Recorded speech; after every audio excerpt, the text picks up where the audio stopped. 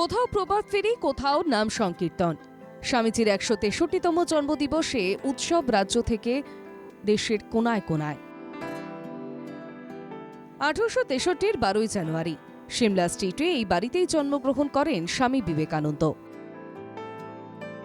সিমলা স্ট্রিটে সকাল থেকে উৎসবের মেজাজ। সাধারণ মানুষের পাশাপাশি শ্রদ্ধা জানাতে যান বিরোধী দলের নেতারা।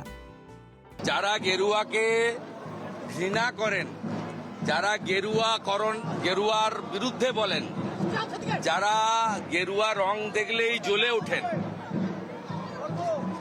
তারা স্বামী বিবেকানন্দের পথের পথিক হতে পারেন না। গোটা বিশ্বে হানাহানি মারামারি চলছে।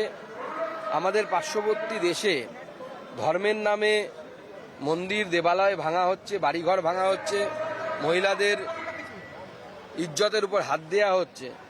সেক্ষেত্রে ভারতের এই চিন্তাধারা, যে চিন্তাধারা স্বামীজি বলেছিলেন গোটা বিশ্বের সামনে, সেই চিন্তাধারায় পৃথিবীকে সঠিক পথ দেখাতে হবে।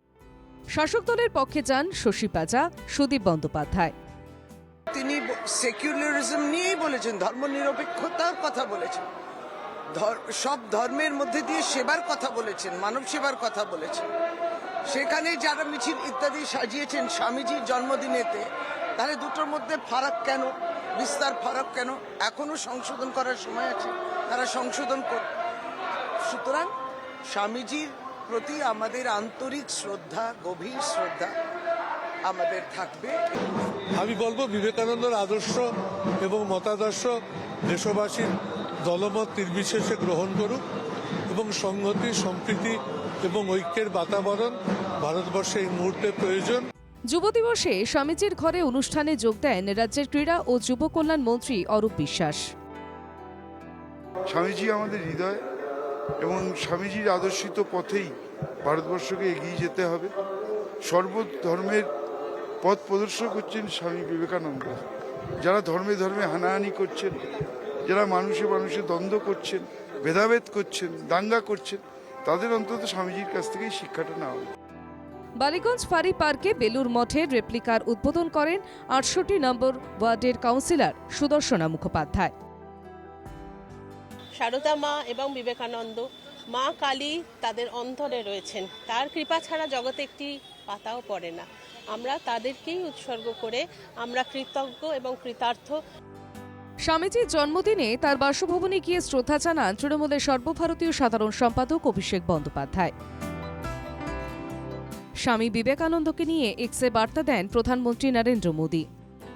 जिस तेजी से बदलते विश्व में स्वामी विवेकानंद जी दो संदेश हर युवा के जीवन का हिस्सा होने चाहिए। ये दो संदेश हैं इंस्टीट्यूशन और इनोवेशन।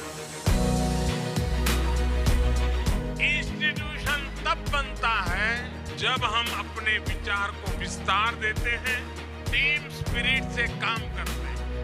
आज हर युवा को चाहिए कि वो अपनी इंडिविजुअल सक्सेस को टीम सक्सेस के रूप में विस्तार दे।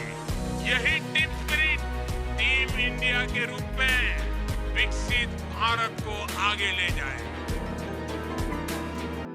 স্বামীজির জন্মদিবসে সেজে উঠেছিল বেলুর মঠ। প্রতি বছর লাখ লাখ মানুষের সমাগম হয় বেলুর মঠে। এবারও তার ব্যতিক্রম হয়নি। Bureau report, NKTV Bangla.